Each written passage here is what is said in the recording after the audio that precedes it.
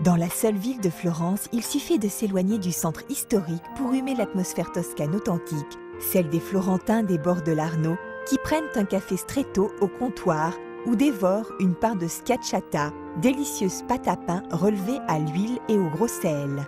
À l'ouest de la ville, le Rivaloft est une histoire de famille, celle de l'architecte Claudio Nardi et de sa fille Alice.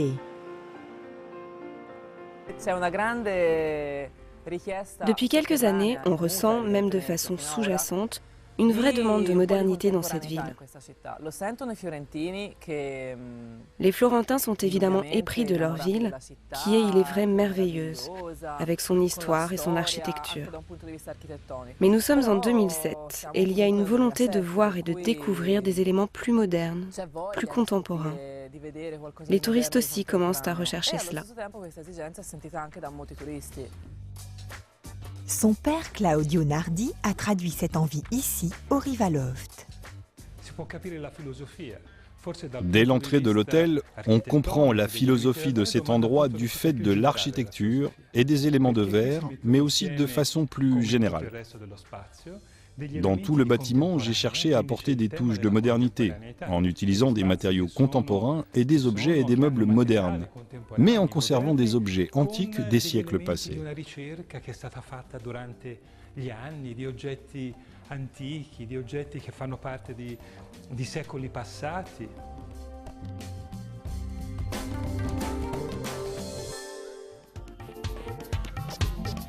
Le salon est représentatif de la démarche de l'architecte qui a en outre réalisé des villas privées un peu partout dans le monde, aux États-Unis et à Dubaï.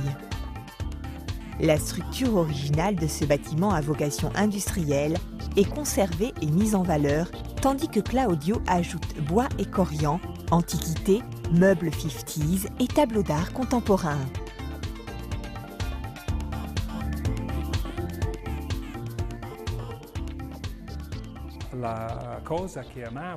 L'une des choses que j'ai préférées, c'est d'exalter la beauté expressive de ces murs de pierre en les laissant à l'état brut, sans les couvrir. Ces murs possèdent une beauté et une force intrinsèque, presque rustique, qui est soulignée par le sol en béton et par la perfection des meubles. En fait, nous n'avons que très peu modifié cette pièce.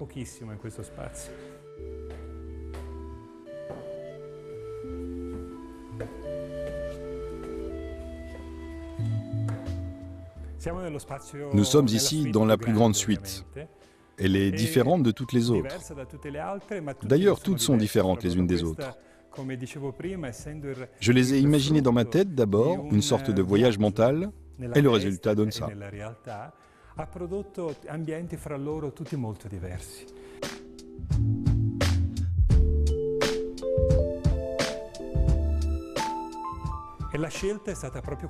L'idée principale a été de ne pas diviser, de garder l'espace le plus ouvert possible pour que les émotions puissent s'y développer.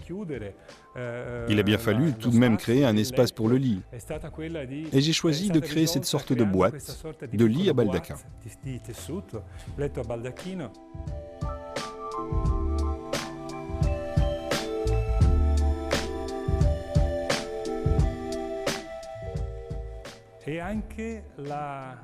La suite possède même une cuisine, ce qui paraît assez improbable. C'est moi qui l'ai dessinée et elle a une caractéristique intéressante. Cet espace, ce plan de travail, est en effet monté sur roulette et peut donc bouger. Il se superpose à la cuisine qui disparaît alors. La suite se transforme alors en salle de bal et permet de gagner de l'espace pour recevoir des amis, organiser des fêtes ou devenir un bureau de travail.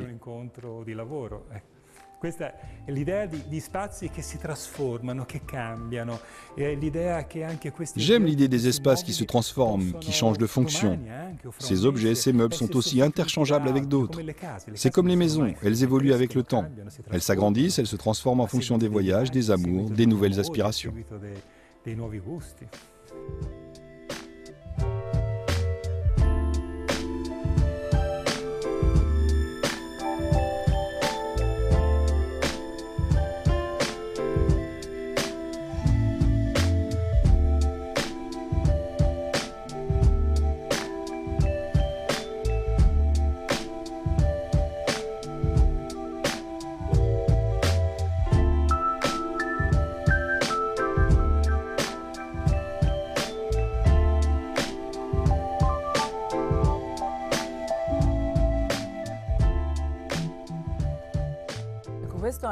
C'est là un des traits distinctifs de l'architecture de mon père.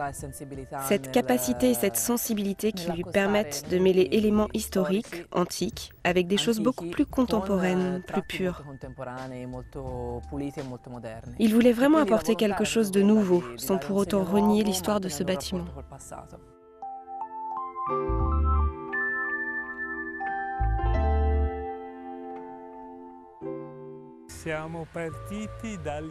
Dans le jardin, nous sommes partis d'une idée très conceptuelle, celle d'un grand cadre vert d'herbe qui accueillerait en son centre cette vasque. C'est presque une vasque rituelle, pas vraiment une piscine classique. Non, plutôt comme une vasque dans laquelle, pour moi, on ne fait pas seulement se rafraîchir le corps, mais aussi se rafraîchir l'esprit.